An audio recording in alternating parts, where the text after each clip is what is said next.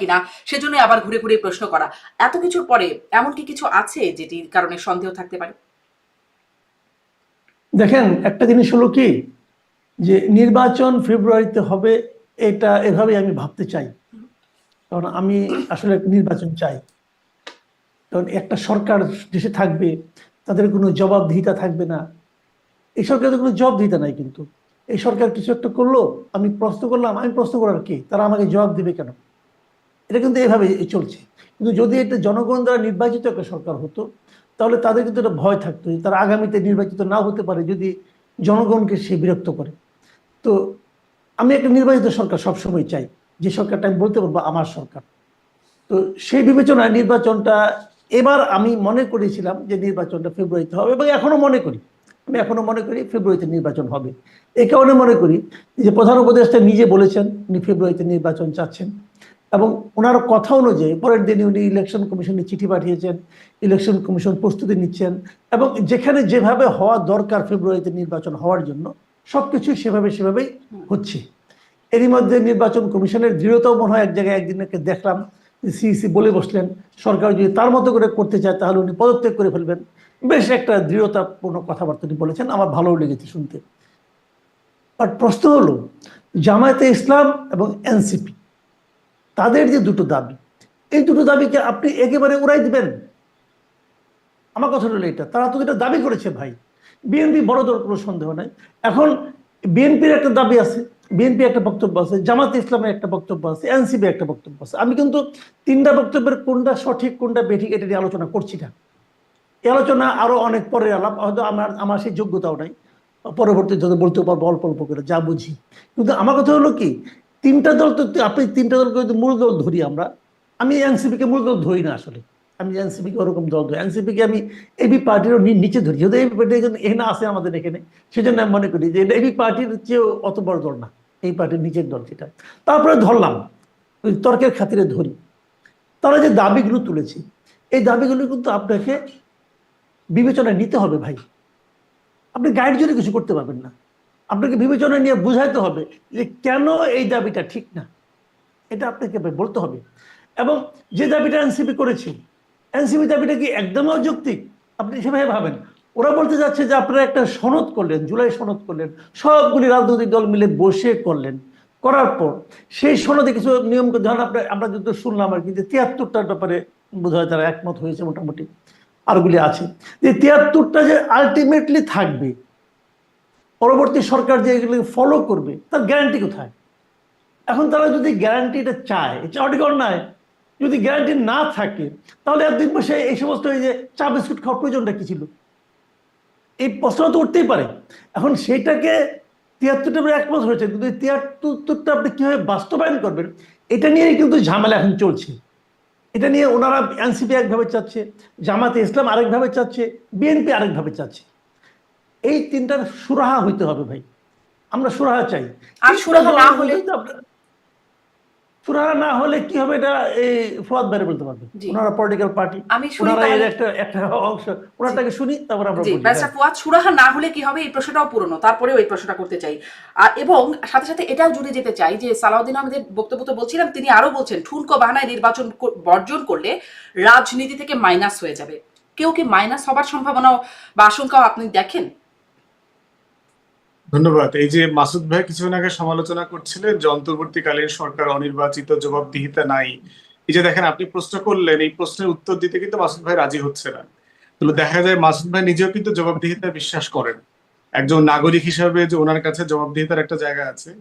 তো জাতির এই সংকট আর কি, মাসুদ ভাই তো কর্তৃপক্ষ না, মানে কর্তৃপক্ষ হলে না জবাবদিহিতা করবেন, উনি তো বিশ্লেষণ করছেন, তাই না? দেশের সিনিয়র লেখাজোখা করেন, মতামত তৈরি করেন, পক্ষে বিপক্ষে, তারও একটা জবাবদিহিতা আছে।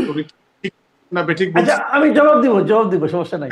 আমি আসলে আপনি জবাবটাকে শুনতে চাচ্ছেন, যেহেতু আপনি এখানে একটা ওই ৩৫ দলের মধ্যে আপনারাও তো আছেন, আপনারা নিয়মিত মতামত দিচ্ছেন। আপনি তো এটা শুনি, তারপর আমি বলবো ভাই, আমার মতামতটা বলবো। আমার কোনো ব্যাপারে কোনো দ্বিধা নাই। জি,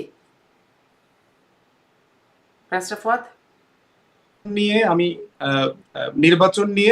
নির্বাচনে আমি চ্যালেঞ্জ দেখতে পাচ্ছি, কিন্তু শঙ্কা দেখতে পাচ্ছি না। যেটা অনেকেই বলছে যে ফেব্রুয়ারিতে নির্বাচন হয়ে যাবে কি যাবে না, আমি এই ব্যাপারে কোয়াইট কনফিডেন্ট যে নির্বাচন হয়ে যাবে। যদি কোনো কারণে নির্বাচনের দিন তারিখ আগাইতে পিছাইতে হয়, সেটা প্রফেসর ইউনূস বিএনপি সহ রাজনৈতিক দলগুলোর সাথে আলোচনা করে সম্মতি নিয়েই করবেন। এই ব্যাপারে আমার মধ্যে কোনো দ্বিমত নাই। এবং শারমিন আপা অথবা মাসুদ ভাইয়ের মনে থাকার কথা যে আমি কিন্তু একমাত্র ব্যক্তি রাজনৈতিক দলের যিনি শুরু থেকে প্রফেসর ইউনূসের উপরে নির্বাচনের ব্যাপারে আমি আস্থাশীল ছিলাম, একদম প্রপারলি কনফিডেন্ট ছিলাম যে নির্বাচন নিয়ে উনি কোনো হেলাফেলা করবেন না। ডিসেম্বর 25 থেকে জুন 26 বিভিন্ন রাজনৈতিক দল এবং নেতাদের ব্লাড প্রেশার কিন্তু 250-300-তে পৌঁছে গেছিল। নির্বাচন বিষয়ে আমার ব্লাড প্রেশার সবসময় 80-120-এ ছিল, এটা কখনো বেশ কম হয় নাই। অতএব সেই জায়গাতে আমি বোধ করছি নির্বাচন নিয়ে মোটা দাগে কোনো শঙ্কা দেখতে পাচ্ছি না, এবং নির্বাচন হয়ে যাওয়াটা দেশের জন্য, জাতির জন্য, সবার জন্য কল্যাণকর। আপনারা দেখতে পাচ্ছেন যে রিসেন্টলি যে খবর বেরিয়েছে, হাসিনার সাথে এসালমের দিল্লিতে মিটিং হয়েছে, আওয়ামী লীগের নেতাদের সাথে সৌদি আরবে মিটিং হয়েছে, প্রায় 4-4.5 কোটি টাকার লেনদেনের আলোচনা চলছে এখানে, এবং এগুলো নির্বাচন না হবার জন্য চেষ্টা করা হচ্ছে। তাই রাজনৈতিক দল হিসাবে আমরা কোন রকম ফাঁদে পা দেওয়ার কাজ করাটা মোটেই বুদ্ধিমানের কাজ। এবং আমাদের পক্ষ থেকে আমরা বারবার বলেছি, জুলাই সনদ নিয়ে আমাদের সিরিয়াস রিজার্ভেশন আছে, জুলাই ঘোষণাপত্র নিয়ে আমরা অসন্তুষ্ট। এমনও হতে পারে যে সনদ বাস্তবায়নের ব্যাপারে আমরা একমত হতে না পারলে আমরা সনদ স্বাক্ষর করব না, কিন্তু এটার মধ্য দিয়ে আমি নির্বাচনের দিন তারিখ পিছানোর কোনো অজুহাত তৈরি করব না। এটা ডিফারেন্ট আলোচনা, কারণ national election is a different reality, এবং এটার মধ্য দিয়ে রাষ্ট্রকে, জাতিকে কোনোভাবে সংকটের মধ্যে ফেলার কোনো রাজনীতি অ্যাজ এ রেসপন্সিবল পলিটিশিয়ান আমি এটা কখনো করব না। কিন্তু জুলাই সনদ নিয়ে আমার তর্ক বিতর্ক, আমার দ্বিমত, সরকারের সাথে আমার সমালোচনা আমি কন্টিনিউ করব, মানে একদম রেগুলার বেসিসে করে যাচ্ছি সেটা। এই জন্য আমি যেটা চ্যালেঞ্জ দেখতে পাচ্ছি সেটা হচ্ছে, দেখেন প্রথম চ্যালেঞ্জ, এটি কি আপনারা ভাবতে পারেন না, বাবা অন্যান্য রাজনৈতিক দলগুলো আছে, বিশেষ করে যারা আইনি ভিত্তি এই সরকারের সময়ে যাচ্ছে, তারা কি এটা বিশ্বাস করছেন না যে পরবর্তী রাজনৈতিক সরকার আসলে সেটিকে বাস্তবায়নের পথ তৈরি হবে বা আইনি ভিত্তি দেওয়ার সুযোগ হবে? এটা কি তারা বিশ্বাস করছেন না? বিশ্বাসের অবিশ্বাসের একটা ঘাটতি তো বাংলাদেশে আছে। রাজনীতি আমরা যারা করি আমাদেরকে জেনারেলি মানুষ খারাপ মানুষ মনে করে, আমাদেরকে মিথ্যাবাদী মনে করে, আপনারাও আপনাদেরকে তাই মনে করেন? সেটা আমি মনে করি কিনা সেটা অন্য আলোচনা আর কি, ওইটা আলোচনাতে গেলে আমার সহকর্মীদেরকে বদনামি করতে হবে। বাট আমি সত্যিভাবে আমি সহ বলছি যে আমাদেরকে সাধারণত দেশের মানুষ খারাপ মানুষ মনে করে, বাজে মানুষ মনে করে, অসৎ মনে করে যে আমরা এই রাজনীতি করে লুটপাট করে খাই, আমরা তদবির করে খাই, আমরা ঠিকাদারি করে খাই।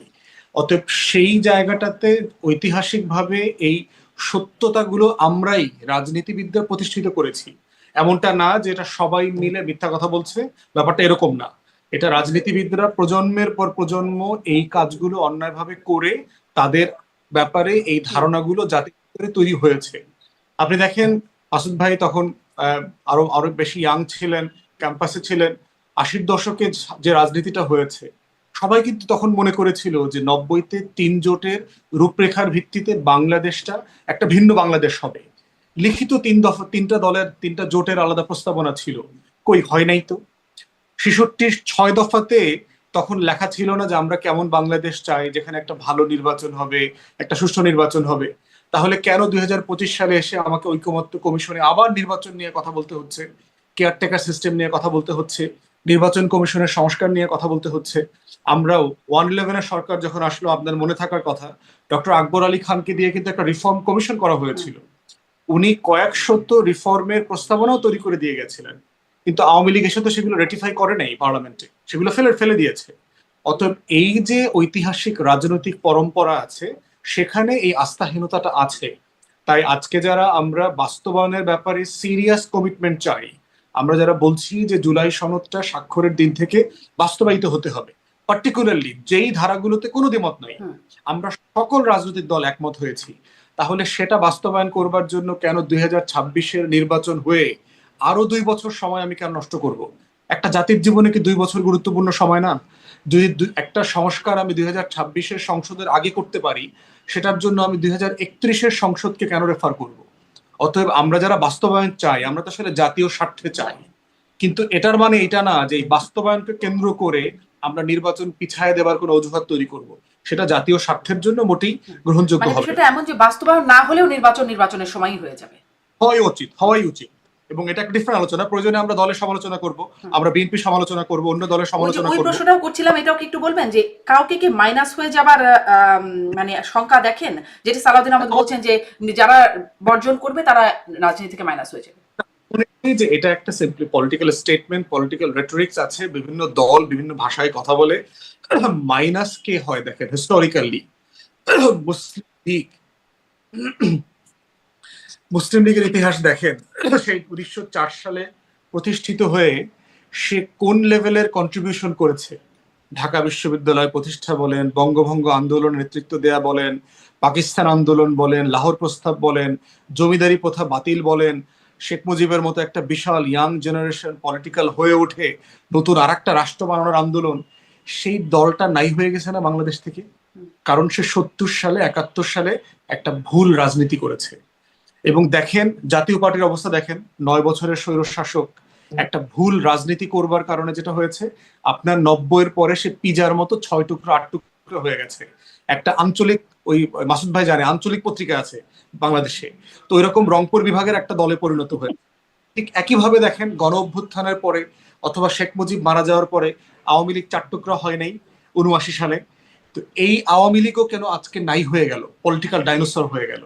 অতএব নাই হয়ে যায় কেন এবং রাজনৈতিক দলের উত্থান কেন হয়, এটা হচ্ছে আপনি যদি জনগণের পালস বুঝতে ব্যর্থ হন, আপনি যদি জনগণের হয়ে না ওঠেন, আপনি যদি জনগণের ভাষায় কথা না বলেন, তা সে যেটা চায় এই আকাঙ্ক্ষা পূরণ করতে না পারেন, তখনই শুধু আপনি নাই হয়ে যাবেন। তার মানে নির্বাচন বর্জন করে মাইনাস হবার সংখ্যা সেটি আপনি দেখছেন না? বর্জনের ইতিহাস তো বাংলাদেশে বহুবার আছে ভাই। 96 সালে যখন আপনি কি মনে করেন এই নির্বাচনেও বর্জন করার মতো অবস্থা আছে বা দলগুলো করতে পারে? এখন পর্যন্ত কেউ বর্জন করবে এটা আমি বোধ করি। এখন পর্যন্ত বোঝা যাচ্ছে যে বর্জন করার মতো নাই। আমি একটু, যেটি ব্যারিস্টার ফুয়াদ বলছিলেন যে আওয়ামী লীগ আসলে অনেক টাকা ঢালছে বা এস আলমের সাথে বৈঠকের যে ব্যাপারটা, জনাব মাসুদ কামাল, আমি শুনছিলাম মির্জা ফখরুল ইসলাম আলমগীরও বলছেন যে শেখ হাসিনা দিল্লিতে বসে নির্বাচন বাঞ্চালের ষড়যন্ত্র করছেন, 2,500 কোটি টাকা ইতিমধ্যে ঢেলেছেন। এটি মির্জা ফখরুল ইসলাম আলমগীর বলছেন। আমি একটু এটা আপনার কাছ থেকে বুঝতে চাই যে আওয়ামী লীগ নির্বাচন না হলে তার লাভ কি, আর হলে নির্বাচনটা হয়ে গেলে তার ক্ষতি কি? তারা তো আসলে দেশের বাইরে বা ঠিক দেশের রাজনীতির সিনের বাইরে আছে। দেখেন, এটা আসলে ব্যাপারটা হলো কি, আওয়ামী লীগ এই মুহূর্তে তারা কিন্তু রাজনৈতিকভাবে বাংলাদেশে অনেকটা কোমার মধ্যে আছে আর কি। কোমার মধ্যে এরকম তারা আছে কিন্তু নেই, তাদের কিন্তু নিষিদ্ধ করা হয় নাই, বা তাদের রাজনৈতিক কর্মকাণ্ডকে নিষিদ্ধ করা হয়েছে। হাইপোথেটিক্যালি ধরেন যদি আওয়ামী লীগ থাকতো, যদি আওয়ামী লীগের রাজনীতিকে এই গভর্নমেন্ট নিষিদ্ধ না করতো, ধরা যাক হাইপোথেটিক্যালি, তাহলে কি আওয়ামী লীগ নির্বাচনে অংশ নিত? আমার মনে হয় নিত না। আমি মনে করি আওয়ামী লীগ নিজের স্বার্থে এটা নিত না। তো শেখ হাসিনা তো আমি একটু নিরপেক্ষ ব্যাখ্যা করি। তত্ত্বাবধায়ক সরকারের অধীনে নির্বাচন চায়। চাই কেন করে? সে তো নিরপেক্ষ তত্ত্বাবধায়ক সরকার এই কনসেপ্টই বিশ্বাস করে না, সে তো এটাকে বাদ এখন দিয়েছে। করছেন। এখন কেন করবেন? উনি যেটা বাদ দিচ্ছেন, নিরপেক্ষ তত্ত্বাবধায়ক সরকারের যে কনসেপ্ট, এটাকে হত্যা করছে কি শেখ হাসিনা? তো এখন ওটা উনি চান, উনি কি নিজের থুতু ফেলে দেওয়া থুতু নিজে আবার চাটবেন? ওনার মতো নেত্রীর কাছে যেটা আশা করি না, উনি তো আপসহীন ব্যক্তি, উনি এটা বলেন কেন? এরা কিন্তু মনে করতো তার নেতৃত্বটা গেল। আমি আপনাকে একটা এক্সাম্পল দিয়ে বলি, ফেনীতে জয়নাল হাজারী একসময় কিন্তু বিশাল কিছু ছিলেন, পরবর্তীতে ওনার অনুপস্থিতিতে ওনার যিনি ড্রাইভার, এই নিজাম হাজারী, উনি বলছেন আমার ড্রাইভার, আসলে হয়তো ড্রাইভার না, হয়তো কাজিন কিছু একটা হবে না আর কি। নিজাম হাজারী যখন এমপি হয়ে গেলেন, জয়নাল হাজারী কিন্তু ফেনীতে ঢুকতে পারে নাই ভাই। ওনার মতো দাপটের ব্যক্তি জয়নাল হাজারী ঢুকতেই পারে নাই। কাজেই এই তৃতীয় সারির লোকজন যখন নেতৃত্বে চলে আসতো, তখন আওয়ামী লীগের প্রথম দ্বিতীয় তৃতীয় সারি যারা নাকি এখনো মনে মনে কল্পনা করে কোনো একদিন তারা দেশে ব্যাক করবেন, তাদের ব্যাক করার সুযোগ থাকতো না। এই জন্য তারাই নির্বাচনে অংশ নিতে দিত না কাউকে। এটা আমি একটা হাইপোথেটিক্যাল কথা বললাম। তাহলে এখন কি হয়েছে, তাদের এই কাজটা সরকার নিজেই করে দিছে, যে যাও তোমাদের আসতে হবে না, তোমরা নির্বাচন করতে পারবে না। এখন তারা কি করবে? তাদের হাতে তো অপরিমিত অর্থ, এটা অস্বীকার করার কোনো নাই, মানে দ্বিধা নাই। এদের হাতে অপরিমিত, মানে আমার আপনার চিন্তার বাইরে অর্থ তাদের কাছে আছে। তারা সেই অর্থ নিয়ে বাইরে বসে আছে, ওখান থেকে বাইরে থেকে আজকাল টাকা পয়সা পাঠানো খুব সহজ। কিছু লোক, একজন লোক একটা জায়গায় একটা উপজেলায় মনে করেন আপনার একটা বিশৃঙ্খলা তৈরি করতে কত টাকা লাগে? খুব বেশি টাকা লাগে না ভাই। তো এখন তারা ওই টাকা ইউজ করতে পারে। এটা তারা কেন করবে বলি? দেশের মানুষের ভালোর জন্য করবে, দেশের গণতন্ত্রের উন্নয়নের জন্য করবে, তা কিন্তু না। তারা এই কাজটা করে বোঝানোর জন্য যে এই সরকার একটা নির্বাচন দিতে পারে না, অথবা আওয়ামী লীগকে নির্বাচন থেকে বাদ রেখে এই সরকার একটা ভুল করেছে সেটা প্রমাণ করার জন্য দেশে এবং বিদেশে তারা এই ধরনের একটা প্রচেষ্টা চালাতেই পারে। এই চালানোটা আমি খুব অস্বাভাবিক মনে করি না, কিন্তু যদি চলে সেটা আমাদের জন্য ভালো হবে না। এখন এইটা আপনি বন্ধ করবেন কিভাবে? বিবৃতি দিয়ে? এই বিবৃতি দিয়ে আপনি কি বন্ধ করবেন? বিবৃতি শুনে কি তারা বাদ দিব? বরঞ্চ আমি মনে করি এই সমস্ত বিবৃতি তাদেরকে আরো উৎসাহিত করবে, বলবে দেখো ওরা আমাদেরকে ভয় পাচ্ছে।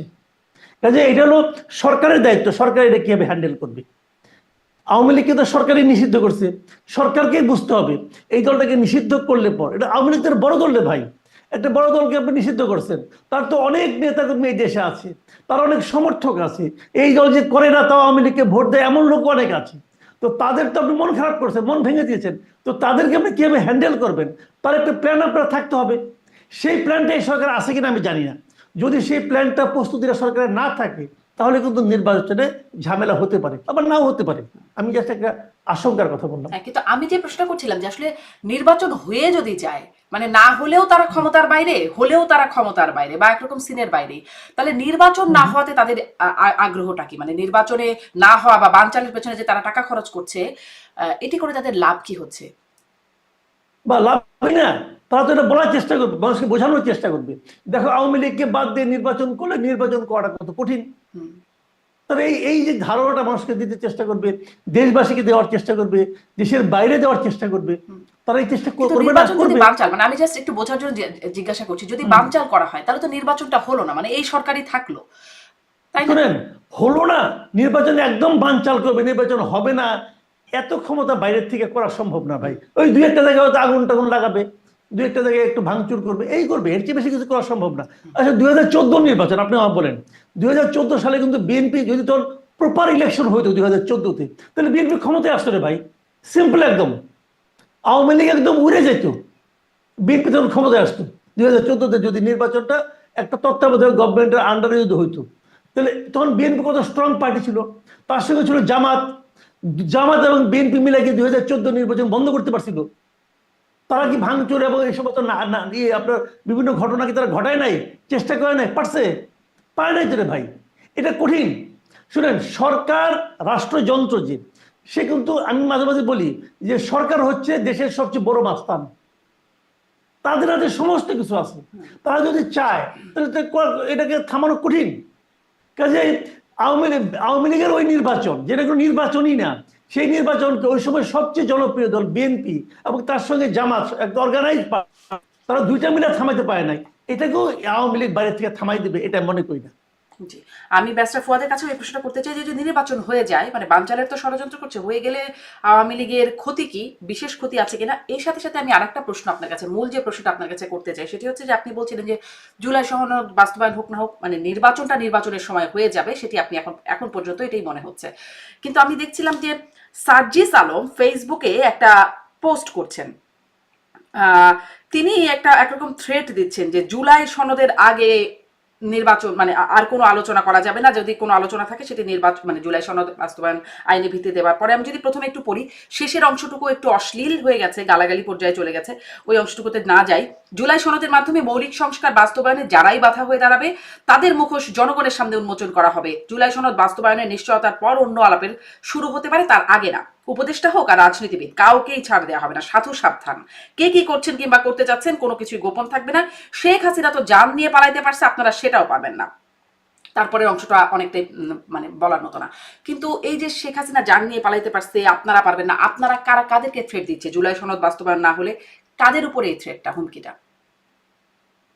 দেখেন, মাসুদ ভাইকে যেটা জিজ্ঞেস করছিলেন যে আওয়ামী লীগের আসলে লাভ ক্ষতি কি নির্বাচনটা বানচাল করলে, আওয়ামী লীগ আসলে কি চায়? আওয়ামী লীগ চায় হচ্ছে বর্তমান সরকারকে আন্ডারমাইন করা যে কোনো মূল্যে। যে গণ অভ্যুত্থানের পরে বাংলাদেশ, তোমরা আসলে কি পাইলা বাংলাদেশিরা, তোমরা আসলে কি পাইলা? ইউনূস সরকার পাইলা তো, যে আসলে একটা নির্বাচনই করতে পারে না। তাহলে আমি না হয় ধরো ডামি নির্বাচন করছি, রাইতের নির্বাচন করছি, বা নির্বাচন তো করছি, আর এখন তো সব গণ অভ্যুত্থানের পক্ষে তোমরা, তো সেই সরকার তো একটা নির্বাচন করতে পারতেছে না। দেশের আইন শৃঙ্খলা পরিস্থিতি নিয়ন্ত্রণে নাই, আমলারা কথা শুনে না, ইলেকশন কমিশন একটা আপিল শুনানির ভিতরে দুই পক্ষের মারামারি থামাইতে পারে না, সে 43,000 সেন্টারের নিরাপত্তা কেমনে দিবে? এই যে একটা নতুন গণ অভ্যুত্থান পরবর্তী বাংলাদেশের উপরে জনগণের যে আস্থা তৈরি হওয়ার জায়গাটা, এই আস্থাটাকে আঘাত করা, এই আস্থাটা ভেঙে যাবে, এটা এটা সে চায়। দ্বিতীয়ত যেটা চায় যে বানচাল করবার চেষ্টা করে যদি ফেব্রুয়ারি থেকে ইলেকশনটা পিছায়া দেয়া যায়, তাহলে যেটা হবে রাজনৈতিক দলগুলোর ভিতরে বিভেদ এবং দূরত্ব বাড়বে। যে তখন আসলে কে আওয়ামী লীগের পক্ষ হয়ে নির্বাচন পিছানোর করতেছে, ষড়যন্ত্র করতেছে, কে আওয়ামী লীগের দোসর, কোন দল আওয়ামী লীগের কাছ থেকে টাকা নিছে, কোন দল এই এসালমের টাকা দিয়ে বড় বড় সমাবেশ মিছিল মিটিং করতেছে, কোন দল এসালমের সম্পত্তি পাহারা দিতেছে।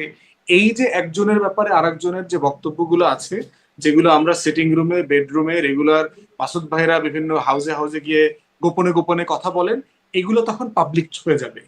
যে আসলে কার ছেলে কোন কোম্পানিতে ডাইরেক্টর হয়েছে, কে কার গাড়িতে চড়ে, কে কার সম্পত্তি পাহারা দিচ্ছে, কার বস্তা কোথায়, কে কার ব্যাংকের মালিকানার দায়িত্ব নিছে, দখলের দায়িত্ব নিছে, এই আলোচনাগুলো তখন আসবে। আসলে যেটা হবে, তখন আওয়ামী লীগ বলতে পারবে দেখো এই নির্বাচন তো মানে আমরা তো নির্বাচন বাইরে থেকে এখন আসছে না কেন, তখন আসবে আর এখন আসছে না কেন? এখন আপনার খুবই বিচ্ছিন্ন আলোচনা আকারে আসছে আর কি। তখন যেটা আসবে, এটা অনেক বড় বড় দলের বড় বড় নেতারা তখন এগুলো বলবেন আর কি। এখন যেটা আপনার অনলাইনে বট আইডি, এই আইডি, গসিপ এইভাবে আসতেছে আর কি, তখন এটা মোটা দাগে আসবে। এইটা করার মধ্য দিয়ে যেটা হবে যে গণ অভ্যুত্থানের ব্যাপারে, গণ অভ্যুত্থানের পক্ষের মানুষদের ব্যাপারেই গণ অভ্যুত্থানের সমর্থককারী জনগণরা তখন বিরক্ত হয়ে যাবে যে কি করলাম, ওই তখন আগের ডায়লগ আওয়ামী লীগের মতো, আগেই তো বেশ ভালো ছিলাম, এই সেই, এমন বাংলাদেশ কি চেয়েছিলাম, ওই সব আলোচনা আসবে। এইটা হলো তার টার্গেট। থার্ড যেটা চায় আওয়ামী লীগ, সেটা হচ্ছে গণ অভ্যুত্থানের পরে একটা নির্বাচিত সরকার আসা মানে হচ্ছে রাষ্ট্রের একটা সাংবিধানিক ধারাবাহিকতা, সরকার ব্যবস্থার একটা ধারাবাহিকতা প্রতিষ্ঠিত হয়ে যায়। অতএব এই ধারাবাহিকতা প্রতিষ্ঠিত হয়ে যাওয়া মানে হচ্ছে যে আওয়ামী লীগের রাজনীতিটা এই ধারাবাহিকতার যে বাইরে, আওয়ামী লীগ ছাড়াও যে বাংলাদেশে রাজনীতি এবং নির্বাচন হতে পারে, এইটা প্রমাণিত হয়ে যাবে। সেটার মধ্য দিয়ে যেটা হবে, আওয়ামী লীগের রাজনীতি আরো বেশি বিপদে পড়বে এবং যেটা বারবার বলি যে সে আসলে ডাইনোসরের মতো কঙ্কালে পরিণত হবে। অতএব এই সংকটগুলোকে সামনে রেখে যতটুকু সম্ভব সরকারকে আন্ডারমাইন করা, বিব্রত করা, হেয় করা, এই কাজগুলো হচ্ছে আওয়ামী লীগ এখন চায়। সে সরকারে আসুক বা না আসুক এটা তার আলোচনা না, কিন্তু বিব্রত করা, অন্যকে হেয় করা এবং এটার উপরে জনগণকে একটা বিতস্পৃহতা, সেটা হচ্ছে তার টার্গেট। জি, আওয়ামী লীগের টার্গেটটা বুঝলাম। এবার জুলাই সনদের মানে যেটা নিয়ে একটু আগেও আলোচনা করছিলাম, বাস্তবায়ন না হলেও আপনি বলছিলেন নির্বাচন। আমি তার আগে একটু প্রশ্ন করতে চাই। বলে নেন।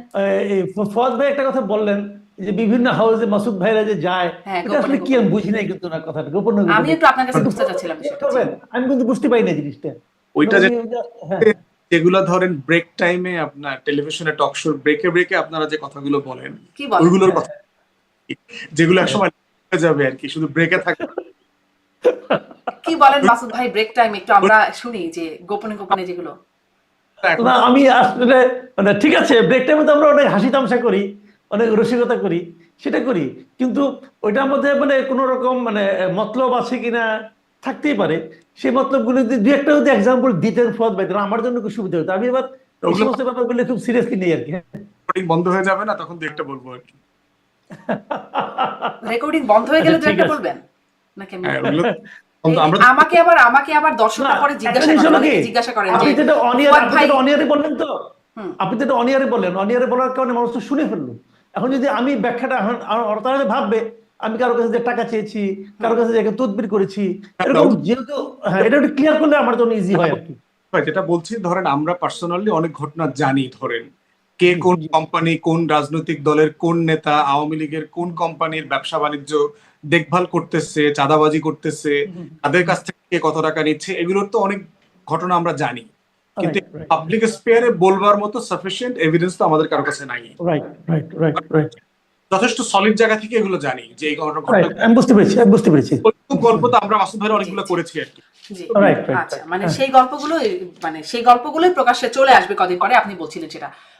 হ্যাঁ, বেস্টাফুয়াদ এবার যদি ওই প্রশ্নটা করেন যে জুলাই সনদ বাস্তবায়ন না হলে সার্জিস আলম যে হুমকিটা দিচ্ছেন যে যান নিয়ে পালাইতে পারছেন শেখ হাসিনা, আপনারা পারবেন না, কাদেরকে হুমকি দিচ্ছেন বলে আপনার মনে হয়, এবং বাস্তবায়ন না হলে তাহলে আলোচনা আগাবে কি করে? জি।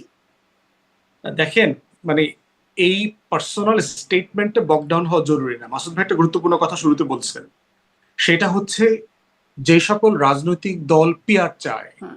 যে সকল রাজনৈতিক দল আপনার এখনই গণভোটের মাধ্যমে এটার বাস্তবায়ন চায়, যে সকল রাজনৈতিক দল আমরা যারা এখনই এটার বাস্তবায়নের ব্যাপারে ফরমান প্রোক্লামেশন জারি করার কথা বলছি, সংবিধান নাই অথবা আছে যে বিতর্কটা আছে, এটা তো একটা তর্কটা তো আছে, দাবিটা তো আছে, রাজনৈতিক দাবি, এবং এই দাবিটা থাকা তো অন্যায্য না, যে দলই এই দাবিটা করুক না কেন।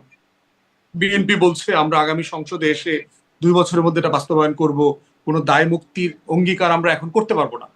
ফাইন, আপনার পজিশন এটা।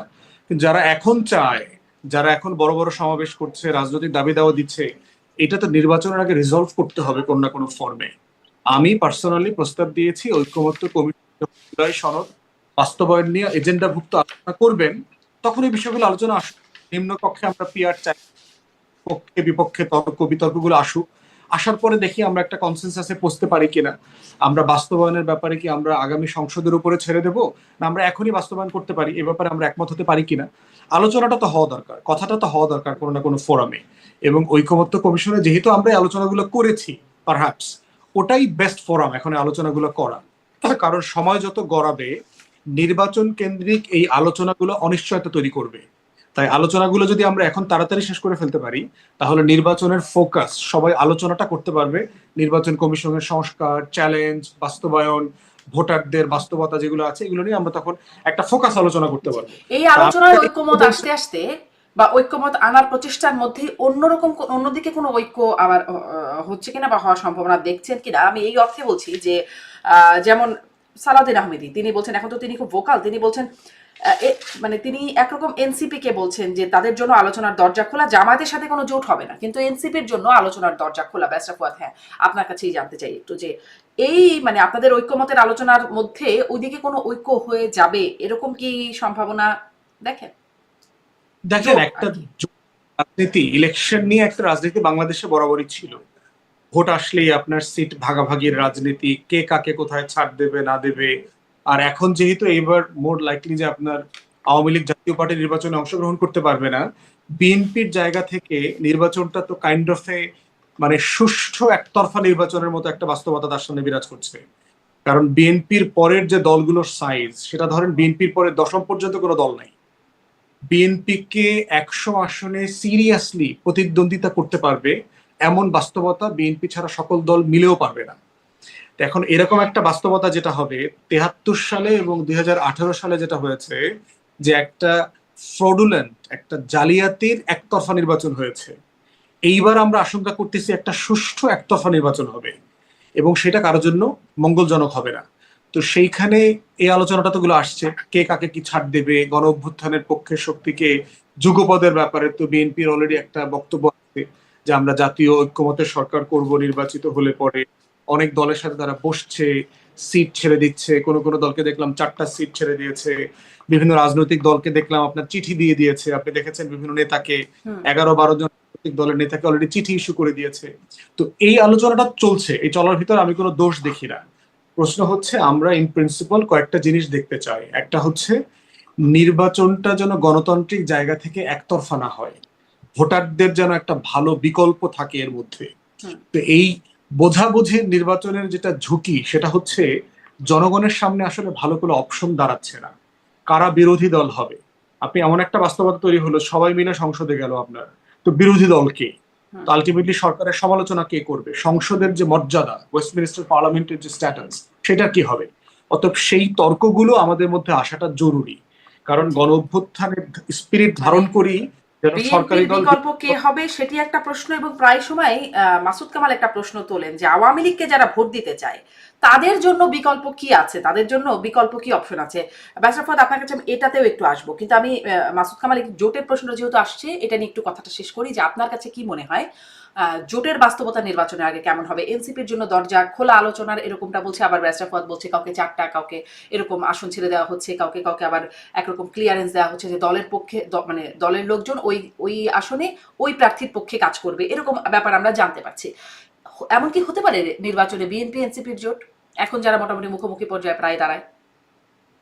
বিএনপি এনসিপির জোটের আমি কোনো স্কোপ দেখি না, কোনো না। বিএনপির সঙ্গে কেউ জোট করবে না, বিএনপি কাউকে জোটে নেবেও না। বিএনপি যদি নিতেও চায় কেউ যাবে না বিএনপির সঙ্গে। আমি কারণটা বলি আপনাকে, কারণটা হলো গিয়া যে এইবার জোটের নিয়মটা হলো, এইবার তো জোটে যে যাবে সে তো তার নিজের প্রতীকে ইলেকশন করতে হবে। সমস্যাটা হলো এই জায়গায়, হয়তো সেখানে ধানের শীষ থাকবে না, কিন্তু ধানের শীষটা আপনি আরেকজনকে দেবেন না। এখন যখন আপনি নিজের প্রতীকে ইলেকশন করবেন, তখন ওখানে বিএনপির কিছু বিদ্রোহী প্রার্থী ঠিকই দাঁড়ায় যাবে, আপনি ফেরাতে পারবেন না। বাংলাদেশের কালচার এটা না। যখন বিএনপির একজন বিকল্প প্রার্থী দাঁড়ায় যাবে, তার কাছে ওই নিজের প্রতীক নিয়ে ইলেকশন করা ছোট দলের প্রার্থী ধরাশায়ী হবে। এটা একদম রিয়েলিটি। আপনি যত চেষ্টাই করেন আপনি ফেরাতে পারবেন না রে ভাই। কাজেই বিএনপির সঙ্গে জোটে যাওয়া মানে আত্মহত্যা করা, সিম্পল আত্মহত্যা করা। কেউ যাবে না বিএনপির সঙ্গে জোটে। এখন সেক্ষেত্রে বিএনপিকে একাই নির্বাচন করতে হবে, এটা বিএনপির জন্য একটা ভালো হবে আমি মনে করি। কারণ তারা অন্যদের নিয়ে কি করবে, তারা তো নিজের দলের মধ্যে এটা থামাতে পারবে না। আপনি দেখেন না, এই যে নুরুল ইসলাম নুরুল হক নূর, উনি যে ওনার এলাকায় গেল, ইলেকশনের এখন কত দূর, কত বাকি। বিএনপির কেন্দ্রীয় কমিটি থেকে বলা হয়েছে তার পক্ষে কাজ করার জন্য, উনি যাচ্ছে আটকে পড়ছে, আসতে পারে না, তার পথ আটকাই দিচ্ছে, এরে ফোন করে তারে ফোন করে, তারপর তাকে অনেকক্ষণ আটকে থাকতে হয়েছে, হয়েছে কিনা? তো এটা কি বিএনপি সাপোর্ট করে? সেন্ট্রাল কমিটি করে না তো, কিন্তু তারপরে তারা কিছু করতেও পারে নাই। এই জন্য কি বিএনপি কাউকে বহিষ্কার করতে পারছে, কিছু করতে পারছে? ভাই বড় দলের অনেক সমস্যা, যেমন জামাত ইসলাম পারে, কারণ তাদের একটা কন্ট্রোল আছে পুরো দলের উপর, এটা তো বিএনপির নাই। বিএনপি চাঁদাবাজি থামাতে পারছে না, আর ইলেকশন কেমন থামাবে ভাই? 5 বছরের জন্য একটা জমিদার হওয়ার সম্ভাবনা, পারবে না। তো সেক্ষেত্রে আমি মনে করি যেটা, যে বিএনপিকে বাদ দিয়ে অন্য যে দলগুলো আছে তারা যদি একটা আপনি জোটবদ্ধ হয়, নির্বাচনী জোট করে, এটা তো আদর্শিক জোট হবে না, যে নির্বাচনী জোট করে, সেটা আমি মনে করি ভালো হবে। এরকম কোন আলোচনা আছে কিনা? এরকম কি একটু 2 লাইনে একটু শুনে ফেলি আমি। ব্যারিস্টার ফুয়াদ, এরকম কি কোনো আলোচনা আছে বিএনপি কে বাদ দিয়ে, মানে বিএনপি একটা আর বাকি দলগুলো মিলে নির্বাচনী জোট, এরকম কি কিছু হতে পারে? এটি একটি কার্যকরী পদ্ধতি হতে পারে বলে মাসুদ কামাল মনে করছেন? এইটা ধরেন একটা আলোচনা আছে, রাজনৈতিক মহল আলোচনা আছে, তবে ইসলামিক দলগুলোর সাথে নির্বাচন করবার যে দীর্ঘমেয়াদী ঝুঁকি আছে, এটা আবার সবাই দেখলাম বেশ সচেতন। কারণ বিএনপি, জামাত এবং ইসলামী ঐক্যজোট সহ রাজনৈতিক যে জোটটা হয়েছিল, এটার কারণে কিন্তু বিএনপির যে জঙ্গি ট্যাগ এবং মৌলবাদীদেরকে করা, সমর্থন দেওয়া, এই যে বিষয়গুলো চলছে, এটার কারণে কিন্তু বিএনপির রাজনীতি, ভূ রাজনৈতিক বাস্তবতাতে বেশ ঝুঁকিতে পড়েছে। তো এই জন্য ইসলামিক দল না, এমন রাজনৈতিক দল যারা প্রোগ্রেসিভ বলেন, মধ্য ডানের বলেন, তারা সবাই এই বিষয়টা নিয়ে বেশ সচেতন। তো এইরকম হতে পারে, ধরেন ইসলামিক দলগুলো নিজের একটা জোট করলো, আবার বাকি যারা মধ্য বাম থেকে মধ্য ডান উদারপন্থী আছেন তারা একটা জোট করলো, এবং তারপরে নিজেরা ধরেন সিটের ব্যাপারে টেকটিক্যাল ভোটিং হইলো, যে মাসুদ ভাই এক জায়গায় দাঁড়াইছে, ঠিক আছে আমি প্রার্থী দিচ্ছি না, সবাই মাসুদ ভাইয়ের জন্য কাজ করবে। অথবা শারমিন আপা আমাদের ওই যে নিউ ইয়র্কের আসন থেকে দাঁড়াইছেন, আমরা ঠিক আছে এটা ছেড়ে দিলাম, মাসুদ ভাইও ছেড়ে দিল, আমিও ছেড়ে দিলাম। তো আমি ধরেন এই টকশোর সিটের থেকে দাঁড়াইলাম, তো ধরেন শারমিন আপাও ছেড়ে দিল, প্রডিউসারও ছেড়ে দিল, প্রেজেন্টারও ছেড়ে দিল, এরকম আর কি। তো এরকম ধরেন ফোনে ফোনে কানাকানির মধ্য দিয়ে ছাড়াছাড়ি হবে, কিন্তু অফিসিয়াল একেবারে ইসলামিক দল, এনসিপি, এবি পার্টি সবাই মিলে একটা জোট হওয়ার যথেষ্ট সম্ভাবনা মানে আমি দেখতে পাচ্ছি না এখনো আর কি। কারণ এই ইসলামিক দলগুলো জামাতের সাথে একটা জোটের বিষয় তো আলোচনা ইতিমধ্যে হয়েই গেছে, যে তারা একটা বাক্স চায় ভোটে। জি আছে, এবং এটা ট্যাকটিক্যাল ভোটিং এর ব্যাপারে বিএনপির পক্ষ থেকেও দেখলাম অনেককে গ্রিন সিগন্যাল দেয়া আছে। জি, মানে একটা আলোচনা আছে, এখন সেটি কার্যকর হয় কিনা ওইটা একটু বলবেন, যেটি আসলে মাসুদ কামাল বিভিন্ন সময় প্রশ্ন করেন। আমি আপনাকে এই প্রশ্নটা আজকে করছিলাম যে আওয়ামী লীগের জন্য বিকল্প কি, মানে আওয়ামী লীগের ভোটারদের জন্য, আওয়ামী লীগের জন্য বলছি না, যারা আওয়ামী লীগকে ভোট দিতে চায় তারা এখন কাকে ভোট দেবে সামনের নির্বাচনে? দেখেন, এটা হিস্টোরিক্যাল এক্সাম্পল গুলো দিই, তাহলে এটা পরিষ্কার হয়ে যাবে। 54-এ যখন যুক্তফ্রন্টের সরকার গঠিত হইল, প্রথম মানে গুরুত্বপূর্ণ দল কে ছিল? শেরেবাংলা কৃষক প্রজা পার্টি প্রথম দল হলো। সেই দলটা এখন কোথায়? ওই দলে তো তখন মানে লাখ লাখ কোটি কোটি মানুষ ভোট দিচ্ছে না 54-এর নির্বাচনে প্রথম গুরুত্বপূর্ণ দল হওয়ার জন্য। সে মানুষগুলো কোথায় এখন? দ্বিতীয় দল ছিল ওইখানে নেজামে ইসলামী পার্টি, ওনারা কোথায়? এই যে নেজাম ইসলামী পার্টির 34 জন ছিল, এমপি ছিল আপনার যুক্তফ্রন্টের সংসদে, তারা কোথায়? এই ভোটারগুলো কোথায়? তৃতীয় দল ছিল আওয়ামী মুসলিম লীগ, এই শেখ মুজিবের দল, ওনারা কোথায়? আওয়ামী মুসলিম লীগ নামের ওই দলটা তো এই আওয়ামী লীগ না, ওটা অন্য দল ছিল, অন্য বাস্তবতার দল ছিল। তাহলে চিন্তা করে দেখেন, দ্বিতীয় এক্সাম্পল দেই, 70-এর মুসলিম লীগ কোথায়? মানে তারা তো এমনি এমনি হারিয়ে গেছে, আসলে কালের বিবর্তনে তারা হারিয়ে গেল। তাদেরকে তো এরকম নিষিদ্ধ করে একবারে সবাইকে বাদ দিয়ে দেওয়া হলো না, তাহলে মানে তাদের জি ভোটার কাউকে তো করা হয়নি আপা, ভোটার তো কাউকে নিষিদ্ধ করা হয়নি। কিন্তু তাদের কি করবে? ভোটার তাদের অপশন, ভোট দেবে কোথায়? মার্কা নেতা, এই যারা নির্বাচন করেন, এইটা হচ্ছে একটা রিয়েলিটি, এরা কিভাবে ডেল্ট হয় ইতিহাসের দ্বারা। আর একটা হচ্ছে ভোটার শ্রেণী। আপনি চিন্তা করে দেখেন, এই যে মাওলানা ভাসানীর একটা দল ছিল না, ন্যাপ ভাসানী, এই দলটা তার প্রতীক সহ সবকিছু জিয়াউর রহমানকে দিয়ে দিয়েছে, তার দলের লোকজনরা সব জিয়াউর রহমানের দলে চলে গেছে। 90-এর আগের বাস্তবতা দেখেন, এরশাদ এই যে শত শত এমপি বানাইছে না 86-তে আর 88-তে, মানুষ ভোট দিছে না? কিছু মানুষ তো অবশ্যই ভোট দিছে, এই মানুষগুলো কোথায় গেছে? ভোটাররা যেটা হয় নাকি, আপনার দেখবেন যে আপনার এই মুহূর্তে বাসায় ভাত নাই রান্না করা, কিন্তু খিদা লাগছে, তখন আপনি কি করবেন? আপনার ফ্রিজে কর্নফ্লেক্স আছে, সিরিয়াল আছে, আপনি দুধ বের করে ওইটা গরম করে কুইকলি খেয়ে নেবেন। অথবা আপনার পাউরুটি আছে টেবিলে, জ্যামটা ফ্রিজ থেকে বের করে আস্তে টোস্ট করে দুইটা খেয়ে নেবেন। কিন্তু আপনার মনে যাচ্ছিল ভাত খাইতে, খুব করে ইচ্ছা করছিল আলু ভর্তা ডাল দিয়ে, কয়টা শুটকি ভর্তা দিয়ে, মানে কষায়া পেট ভরে ভাত খাওয়া, কিন্তু এটা আপনি পারেন নাই। চয়েসটা এরকম। জি, চয়েসটা কি এরকম? ভাতের বিকল্প পাউরুটি, রুটি, জ্যাম ইত্যাদি, মানে এরকম কি ভোটের মাঠের বিকল্প? মাসুদ কামালের বক্তব্যটা একটু শুনি, কারণ জোটের রাজনীতিতে কি হয়েছে? মেননরা তার নিজের প্রতীক বাদ দিয়ে নৌকাতে আসছে না? আবার নৌকার প্রতীকরা বিদ্রোহী প্রার্থী হয়ে ঐক্যফ্রন্টে সুলতান মোহাম্মদ মনসুরের মতো লোকরা জিতে আসছে না? আসছে তো। ভোটাররা প্রসেসের মধ্য দিয়ে অ্যাবজর্ব হয়ে যায়, সে তার ক্লোজেস্ট অপশনটা খুঁজে নেয়। আওয়ামী লীগের নেতারা সারা দেশে আওয়ামী কি লীগের করতেছে? ক্লোজেস্ট অপশন কে? আওয়ামী লীগের নেতাদের ভোটারদের জন্য কি হচ্ছে? বিভিন্ন দলে দলে, বিভিন্ন জায়গায়, বিভিন্ন দলের প্রোটেকশনে অ্যাবজর্ব হয়ে যাচ্ছে না? 5 তারিখের পরে বাংলাদেশে মারামারি খুনাখুনি হইল না কেন ভাই? যেই লেভেলের হিংস্রতা বিএনপি সহ অন্যান্য দল সাফার করছে গত 16 বছর, সেই লেভেলের হিংস্রতা 5 তারিখের পরে হয় নাই কেন? কারণ অর্থনীতি, পলিটিক্যাল ইকোনমিটা বুঝলে দেখবেন এটা পরিষ্কার যে 5 তারিখে আওয়ামী লীগের অর্থনীতিটা অন্যর কাছে চলে গেছে, এবং সেটা আন্ডারস্ট্যান্ডিং এর ভিত্তিতে চলে গেছে। এবং এই অর্থনীতির মধ্য দিয়েই হচ্ছে রাজনীতিবিদ, রাজনৈতিক নেতা কর্মীরা অ্যাবজর্ব হয়ে যায়। এটাই পলিটিক্যাল হিস্ট্রি। আমি একটু মাসুদ কামালের কাছ থেকে ওইটা একটু শুনি। ভাতের বিকল্প পাউরুটি, সিরিয়াল ভোটারদের সামনে আছে? না, ফরাদ ভাই খুব সুন্দর করে বলেন, তো শুনতে ভালো লাগে, বাট আমি মনে করি এটা বাস্তবতা নয়, এটা একেবারেই বাস্তবতা নয়। উনি অনেকগুলি এক্সাম্পল দিলেন, এই কথাটা আপনিও বললেন যে এই যে লোকগুলি, এই যে দলগুলি হারিয়ে গেছে, এটা হারিয়ে গেছে এই কারণে তারা মানুষের মন থেকে হারিয়ে গেছে। কাউকে জোর করে কিন্তু হারানো হয়নি, কাউকে নিষিদ্ধ করা হয়নি, বলা হয়নি যে তুমি ওই দলটাকে ভুলে যাও। যদি বলা হতো তাহলে ওই দলের সমর্থন আরো বাড়তো। মানুষ তার উপরে আপনি চাপায়, আমি ধরুন কিছুই বুঝি না, কিন্তু তারপর আপনি আমাকে চাপাই দেবেন, আমি মানবো না। এটা হলো মানুষের একটা নর্মাল, একটা মানে স্বাভাবিক একটা প্রবৃত্তি। আপনি কারোর উপর কিছু চাপাই দিলে সে মানবে না, একদম মানবে না। আমি বলি আপনাকে, গত বছর অগাস্টে যদি একটা ইলেকশন হতো, অগাস্টে অথবা সেপ্টেম্বর অথবা অক্টোবরে যদি একটা ইলেকশন হতো, সেই ইলেকশনে আওয়ামী লীগের মানে ভরাডুবি হতো এই দেশের মানুষ। যদি আওয়ামী লীগকে নিয়ে ইলেকশন হতো, যে তোমরা আসো সবাই ইলেকশন করো, শেখ হাসিনাও ইলেকশন করুক, সবাই মিলে করুক ইলেকশনে, আওয়ামী লীগের ভরাডুবি হতো। ভরাডুবি 10টা আসন পেতে করে আমার সন্দেহ আছে, এটা ছিল। কিন্তু যতই দিন গেছে আওয়ামী লীগের মধ্যে মানুষের সিম্পেথি বাড়তেছিল। কেন বাড়তেছে বলেন তো? বাড়তেছে কিন্তু, এটা বাস্তবতা, আমরা মাঠে যাই ভাই, আমরা শুনি এগুলো। কেন বাড়তেছে?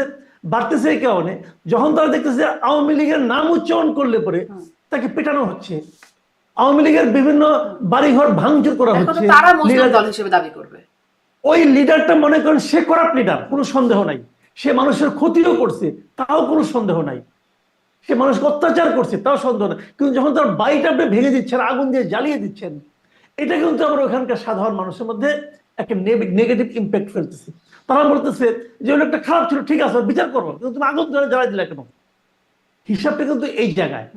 এখন আপনি যখন আওয়ামী লীগকে নিষিদ্ধ করে দিলেন, এটা দিয়ে কিন্তু আপনি আওয়ামী লীগকে মানুষের মন থেকে মুছে ফেলতে পারবেন না ভাই। মানুষের মন ব্ল্যাকবোর্ড না যে আপনি ডাস্টারতে মুছে ফেলালেন, মুছতে পারবেন না। বরং তাদের প্রতি মানুষের একজন সিম্পেথি তৈরি হতে থাকে। মানুষ তখন এমন এমন উদাহরণ তৈরি করে, মানে আমি নিজের উদাহরণ কিন্তু শুনেছি, এমন এমন উদাহরণ বলতেছে। আমি নিজে ভাই আমি কি বলবো, এটা আজকেও আমি শুনছি।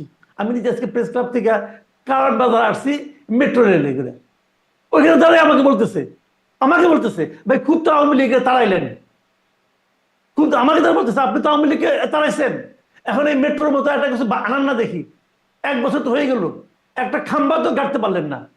তারা কিন্তু কম্পেয়ার করতেছে, অথচ এই মেট্রোতে কত টাকা লুটপাট হয়েছে এটা নিয়ে কিন্তু কোনো আলোচনা হচ্ছে না। তো এই কম্পারিজনটা কিন্তু আগে ছিল না। যতই দিন যাবে এগুলি বাড়তে থাকবে। কেন বাড়তে থাকবে? কারণ তাদেরকে আপনি মাঠে দাঁড়াতে দিচ্ছেন না, তাদেরকে আপনি কোথাও চলতে দিচ্ছেন না। আচ্ছা আওয়ামী লীগের রাজনীতি আপনি নিষিদ্ধ করছেন, ঠিক আছে, আমার কোনো আপত্তি নাই, গভর্নমেন্ট মনে করছে এটা নিয়ে পরে আলোচনা হবে। বাট যে আওয়ামী লীগ করতো, ধরেন একটা উপজেলা আওয়ামী লীগের সভাপতি, তার বিরুদ্ধে কোনো মামলা নাই, তাকে যাই যদি 10টা কলেজে প্লাবাদ দিয়ে চট থাপড় মারে, কেউ তাকে বাঁচাতে আসবে না। সবাই বলবে কি আওয়ামী লীগের স্বৈরাচারের দোসর ছিল। খালি স্বৈরাচারের দোসর এই শব্দটা কষ্ট করে একজনকে উচ্চারণ করতে হবে। আর কেউ পুলিশ থাকবে পাশে দাঁড়ায় থাকবে, পুলিশ তারা ফেরাতে আসবে না। যদি পুলিশ ফেরাতে আসে, ওই পুলিশের গায়েও সেই ট্যাগ লাগানোর সম্ভাবনা আছে। এই ট্যাগিংটা, এই মবটা কে তৈরি করতেছে? এই মবটা তৈরি করতেছে এই গভর্নমেন্ট। তারা এটাকে প্রশ্রয় দিচ্ছে। সরকারের গুরুত্বপূর্ণ ব্যক্তি বলছে এটা মব না, এটা প্রেশার গ্রুপ। সরকারের গুরুত্বপূর্ণ ব্যক্তি যখন মবকে প্রেশার গ্রুপ হিসেবে আখ্যায়িত করে, বিশেষায়িত করে, তখন তারা বাড়ছে। যতটা মব হচ্ছে ততটা কিন্তু এই দলের প্রতি মানুষের সিম্পেথি বাড়তেছে। এবং এই পুরো কাজটা বুঝে হোক না বুঝে হোক এই সরকার করতেছে। এই আমি তো বলি যে আওয়ামী লীগকে যদি পুনর্বাসন ধরেন, আওয়ামী লীগ ফিরে আসতে 50 বছর লাগতো, ধরা যাক কথার কথা, সেটা কিন্তু এই সরকার প্রত্যেকটা ঘটনার মাধ্যমে 5 বছর 10 বছর কিন্তু এগিয়ে আনতেছে। একসময় আমি বলবো আওয়ামী লীগকে বলবো আপনি তোমরা এই সরকারের প্রতি কৃতজ্ঞ থাকবো, কারণ এরা তোমাদেরকে পুনর্বাসনের জন্য যা যা করা দরকার সব করে দিচ্ছে।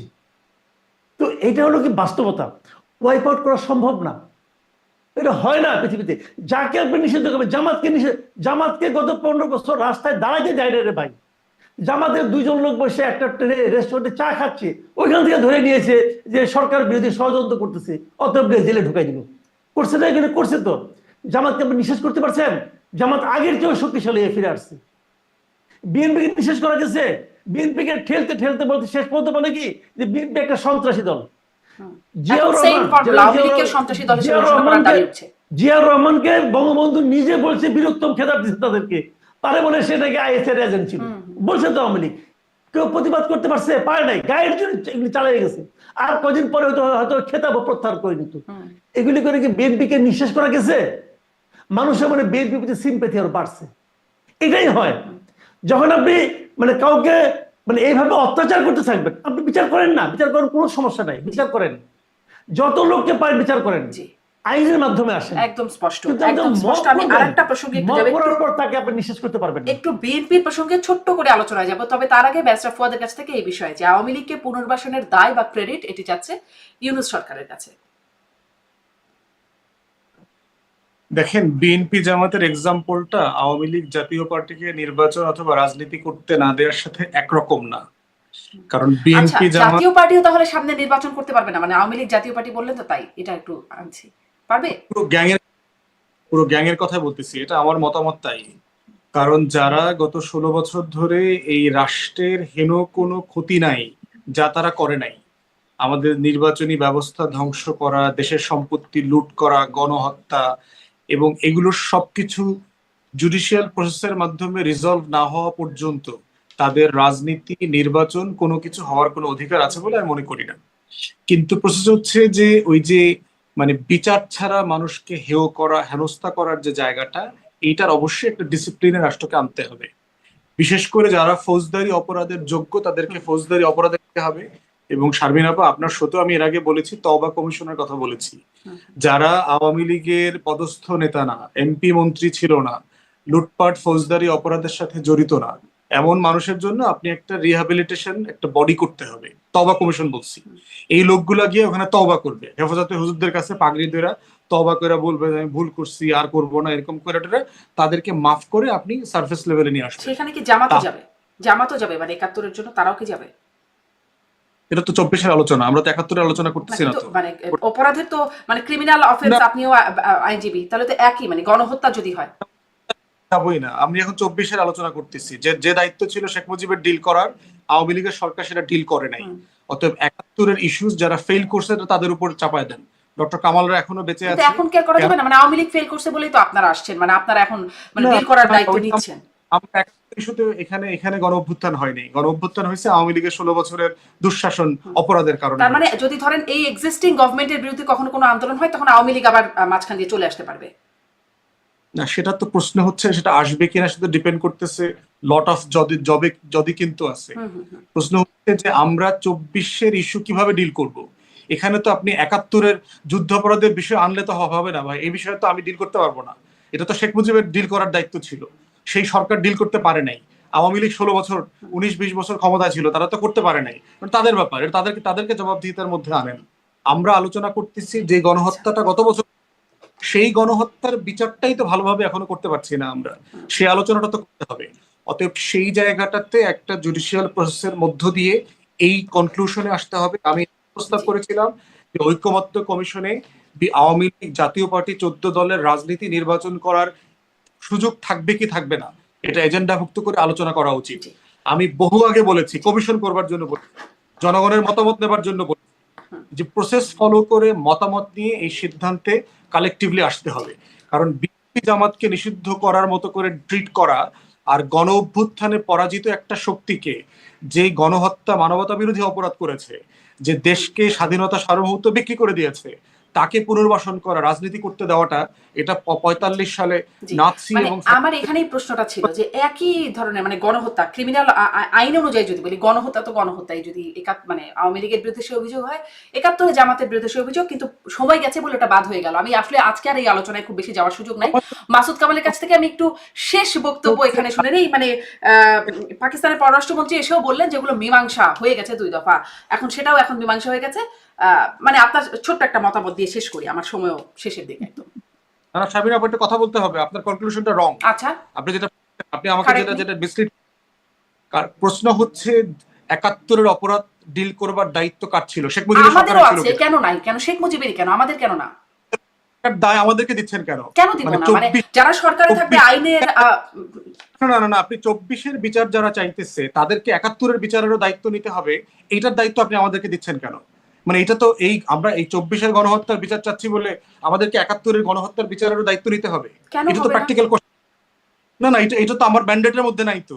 ২৪-এর গণ অভ্যুত্থানের ভিতরে কি আলোচনা আসছিল কিনা যে আমরা ইয়েতে গেলে ৭১-এর বিচার করবে, আলোচনা আসছে? এই চেতনা ব্যবসা তো আওয়ামী লীগের ব্যবসা, অত ওই ব্যবসার মানে দায়িত্ব আমি ওটা নেব না এখন তো। চেতনার ব্যবসা শুধুমাত্র।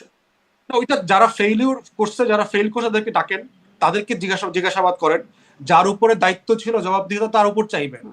এই প্রজন্ম কেন মানে ৭১-এর এই বিচার কেন দায়িত্বটা শুধুমাত্র অল্প কয়েক বছরের বা ৫০ বছরের দায়িত্ব থাকে, না? তারপরে আর থাকে না। আওয়ামী লীগ বাংলাদেশের সবচেয়ে বেশি সময় ক্ষমতায় কারা ছিল?